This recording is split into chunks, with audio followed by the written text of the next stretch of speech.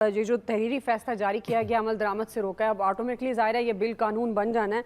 अब ये भी सिचुएशन है कानूनी नुक्ता कि कानून बनने के बाद फिर ज़ाहिर है जब तक फिर फाइनल सुप्रीम कोर्ट से फैसला नहीं आता उस वक्त तक अमल दरामद नहीं होगा। क्या आप अब ये जो तसादुम की एक सूरत हाल है, कल भी हम इस पर बात कर रहे थे, तो अब आपके ख्याल में अब ये बढ़ेगी या कम होती हुई नज़र आ रही है, या कोई बीच बचाव का रास्ता है? दुआ पता नहीं मेरी स्टिल फोटो लगी हुई थी, मैं स्टूडियो में मौजूद था, मेरी आवाज़ नहीं जा रही थी। मैं अयाज साहब को बताने के लिए बीच में 3-4 दफ़ा बोला जब ब्रेकिंग नहीं हुई थी कि ताकि अयाज साहब के दलाइल वहीं से शुरू हो जाएं। आवाज़ नहीं आई। हाँ वही ना, वो टेक्निकल कोई इशू है कि हमारी आवाज़ ही बंद थी। बात सिंपल सी है, नहीं कोई साजिश नहीं, कोई टेक्निकल इशू है कि वरना हमारे प्रोड्यूसर भी गायब थे इवन, कि मैं उनसे भी राब्ते करने की ट्राई कर रहा था कि यार ये पहले हम बता दें ताकि यार सब स्टार्ट ही वहीं से कर लें तो बात हो जाती, कोई टेक्निकल इशू हो गया। बहरहाल कल हमने जो बात की थी 8 के 8 जजों ने फैसला दे दिया, ठीक बात है, और पार्लियामेंट की करारदाद वो कहते हैं ना ओ पई जे, मतलब वो फारिग हो गई, 8 जजों ने अपना फैसला दे दिया। लेकिन मैं आज भी ये कहूँगा कि अगर ये फुल कोर्ट बैठती तब भी कोई हर्ज नहीं था, कम अज़ कम सवालात होते, और ये कुछ ना कुछ ऐसा इशू था कि पहले जजेस 15 मिनट लेट आए, 1 घंटा उन्होंने सुकून से सुना, बीच में 2 सवाल हुए, और जब वकील ने कहा कि इस पे स्टे ही कर दें तो एक जस्टिस साहब ने फरमाया कि कैसे कर दें। उन्होंने हस्बा बिल का हवाला दिया था, उन्होंने कहा वो सदर का रेफरेंस था, तो यहाँ पे हम कैसे स्टे दे सकते हैं, तो उन्होंने कहा कि हम हुक्म जारी करेंगे।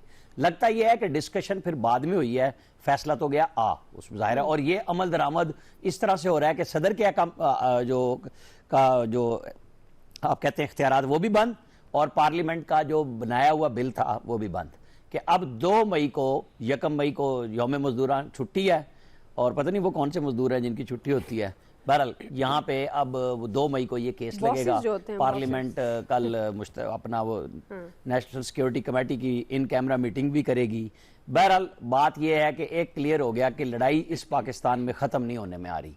ये नहीं होना कि ये बिल सुप्रीम कोर्ट ने मुस्तरद कर दिया है तो लड़ाई का कोई एंड शुरू हो गया है। ये एक अंजाम का आगाज है, और मुझे कोई बहुत अच्छा अंजाम कहीं पे किसी इंस्टीट्यूशन का नजर नहीं आ रहा, क्योंकि जब इस तरीके से फैसले होते हैं तो फिर अच्छाइयाँ नहीं होती। जो पिछले हम मुसलसल एक रजीम चेंज 14, 16, 18 से अब तक आए हैं कि बीच में स्टेबिलिटी आई, आपने दहशतगर्दी ख़त्म की, आपने जो पाकिस्तान में बिजली का तवानाई का मसला था वो ठीक किया, अब आपने सारे मसाइल इकट्ठे कर लिए हैं।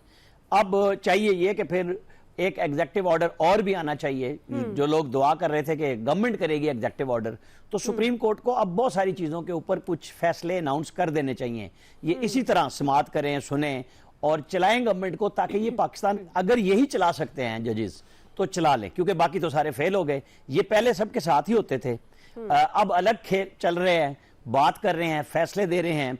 लेकिन जब चीफ जस्टिस साहब खुद ये बात करते हैं कि सबको लेके चलना चाहिए, तो वो मेरा ख्याल है जो अयाज साहब ने बात शुरू की थी, ये बिल बन जाता, इसके ऊपर सवालात कर लेते।